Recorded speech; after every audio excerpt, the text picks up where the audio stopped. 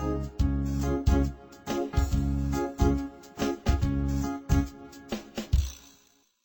বাইরের পক্ষ থেকে আপনাদের সবাইকে স্বাগত জানাচ্ছি ওয়েব ডিজাইন বাংলা ভিডিও টিউটোরিয়ালের আজকের পর্বে।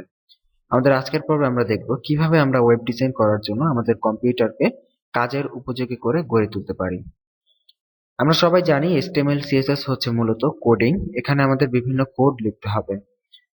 তো এই কোড লেখার জন্য মূলত আমাদের কম্পিউটারে কিছু কোড এডিটরের প্রয়োজন, যেই কোড এডিটরগুলো ব্যবহার করে আমরা এই কোডিং গুলো লিখব এবং এই কোডিং লিখে আমাদের ওয়েবসাইটকে আমরা ধীরে ধীরে ডিজাইন করব।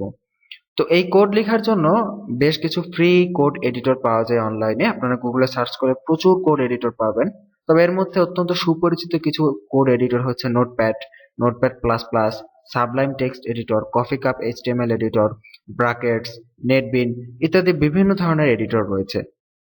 তো আপনি এদের মধ্যে থেকে যে কোনো একটা ব্যবহার করে আপনি কোডিং করতে পারেন। এখানে কোনো বাঁধা ধরা রুলস নেই। কিন্তু আপনাদের বোঝানোর সুবিধার জন্য আমরা এখানে নোটপ্যাড প্লাস প্লাস ব্যবহার করব, কারণ নোটপ্যাড প্লাস প্লাস হচ্ছে সাইজে অত্যন্ত ছোট একটি সফটওয়্যার এবং এটি নতুন অবস্থায় শুরু করার জন্য আমি মনে করি অত্যন্ত পারফেক্ট একটি সফটওয়্যার। তো প্রথমে আমরা আমাদের কম্পিউটারে নোটপ্যাড প্লাস প্লাস ইনস্টল করে নিব।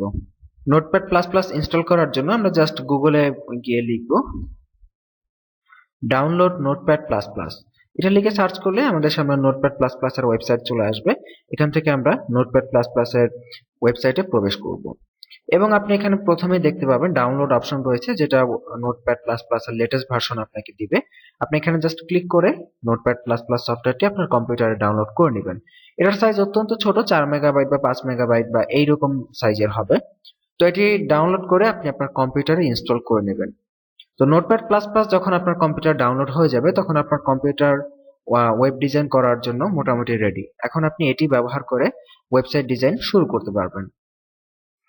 নোটপ্যাড প্লাস প্লাস ইনস্টল করার পরে আপনাকে যে কাজটি করতে হবে, মজিলা ফায়ারফক্স এবং গুগল ক্রোম এই দুইটি ওয়েব ব্রাউজারের লেটেস্ট ভার্সন অবশ্যই গুগল থেকে সার্চ করে আপনার কম্পিউটারে ডাউনলোড করে ইনস্টল করে নেবেন। এটা আপনাদের সবার প্রতি আমার বিশেষ রিকোয়েস্ট, অবশ্যই এই দুইটা লেটেস্ট ভার্সন আপনি ইনস্টল করে নেবেন। এছাড়া আমাদের এই টিউটোরিয়াল ডিভিডির সাথে সফটওয়্যার নামক ফোল্ডারের ভেতরে সফটওয়্যারের যথাসম্ভব লেটেস্ট ভার্সন আমাদের দেওয়া সম্ভব, আমরা দেওয়ার চেষ্টা করেছি। তো আশা করি আপনারা সবাই এটা ইনস্টল করে নেবেন। এরপর আপনাকে আরেকটি এক্সট্রা কাজ করতে হবে, সেটি হচ্ছে আপনার কম্পিউটারের ফাইলের এক্সটেনশনটা শো করিয়ে নিতে হবে। তো চলুন দেখি সেটা কিভাবে করব।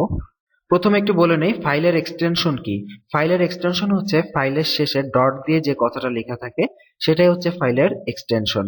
যেমন আমরা অনেক সময় গান শুনি, আমরা অডিও গান শুনি, ভিডিও গান শুনি। অডিও গানগুলো সাধারণত .mp3 ফরম্যাটের হয়ে থাকে এবং ভিডিও গানগুলো সাধারণত .mp4 ফরম্যাটের হয়ে থাকে।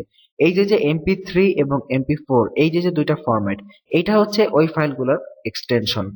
তো স্বাভাবিক অবস্থায় আপনার উইন্ডোজে এই ফাইলের এক্সটেনশন গুলো হাইড অবস্থায় থাকে। যেমন আমাদের সামনে আমরা একটি গান দেখতে পাচ্ছি, কিন্তু এটি দেখে বোঝা যাচ্ছে না যে এটা কি MP3 ফরম্যাটের গান নাকি MP4 ফরম্যাটের গান, কারণ এটার শেষে কোনো এক্সটেনশন নেই। তো এই এক্সটেনশনটি আমাদেরকে ফার্স্টে এই আনহাইড করে নিতে হবে। এটা আমাদেরকে ভবিষ্যতে কোডিং করতে এবং HTML এবং CSS ফাইল তৈরি করতে হেল্প করবে, যেটা আমরা পরবর্তীতে আপনাদেরকে দেখিয়েছি। তো এই ফাইলটি আনহাইড করার জন্য, এই এক্সটেনশনটি আনহাইড করার জন্য আপনি আপনার উইন্ডোজ থেকে ফোল্ডার অপশনে যাবেন। ফোল্ডার অপশন আপনি উইন্ডোজ 7, 8 এবং XP বিভিন্ন আপনি যেটা ইউজ করেন না কেন সব জায়গায় ফোল্ডার অপশন পাবেন। তো এই ক্ষেত্রে আপনি মূলত কন্ট্রোল প্যানেলের মধ্যে এই অপশনটি খুঁজে পাবেন, অথবা আপনি আপনার উইন্ডোজের সার্চ অপশনও ব্যবহার করতে পারেন ফোল্ডার অপশন খুঁজে বের করার জন্য।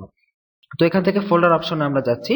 ফোল্ডার অপশন থেকে আপনি জাস্ট ভিউতে ক্লিক করবেন এবং ভিউ থেকে আপনি এই জায়গায় একটা অপশন এখানে দেখতে পাবেন, এখানে লেখা আছে hide extension for known file types. এখানে টিক চিহ্ন দেওয়া আছে, আপনি জাস্ট টিক চিহ্নটা তুলে দিবেন। তুলে জাস্ট যদি আমরা অ্যাপ্লাইতে ক্লিক করি, দেখুন যখনই আমরা অ্যাপ্লাইতে ক্লিক করলাম আপনি ওপরে লক্ষ্য করুন এই গানের নামের শেষে কিন্তু .mp3 লেখাটা চলে এসেছে, যেটা কিন্তু একটু আগে ছিল না। এখন আমাদের কিন্তু ফাইলের এক্সটেনশন শো করতেছে। সো এখন আমরা যে কোনো ফাইল HTML CSS ফাইল তৈরি করতে পারবো এবং আমরা ভবিষ্যতে আমাদের ডিজাইনের কাজগুলো সহজভাবে করতে পারবো। তো এতটুকু কাজ যদি আপনারা আপনাদের কম্পিউটারে করে নেন তাহলে আপনাদের কম্পিউটার মোটামুটি ভাবে কাজ করার জন্য এক্ষেত্রে আমি আবারও বলে নিচ্ছি আমরা কি কি কাজগুলো করেছি। এক কথায় আপনাদেরকে আবারও বলে দিচ্ছি, আমরা নোটপ্যাড প্লাস প্লাস ইনস্টল করেছি। আপনাদের কম্পিউটারে অবশ্যই দুটো ব্রাউজার ইনস্টল করে নেবেন, মজিলা ফায়ারফক্স এবং গুগল ক্রোমের লেটেস্ট ভার্সন ইনস্টল করে নেবেন। এবং আমরা ফোল্ডার অপশন থেকে ফাইলের এক্সটেনশনটা আনহাইড করে দিয়েছি। এই তিনটা কাজ আপনি যদি করে নেন তাহলে আপনার কম্পিউটার মোটামুটি ওয়েব ডিজাইন করার জন্য পারফেক্ট। ভালো থাকবেন সবাই, অবশ্যই সবাই তিনটা কাজ করে নেবেন। আগামী পর্বের আমন্ত্রণ রইল। আল্লাহ হাফিজ।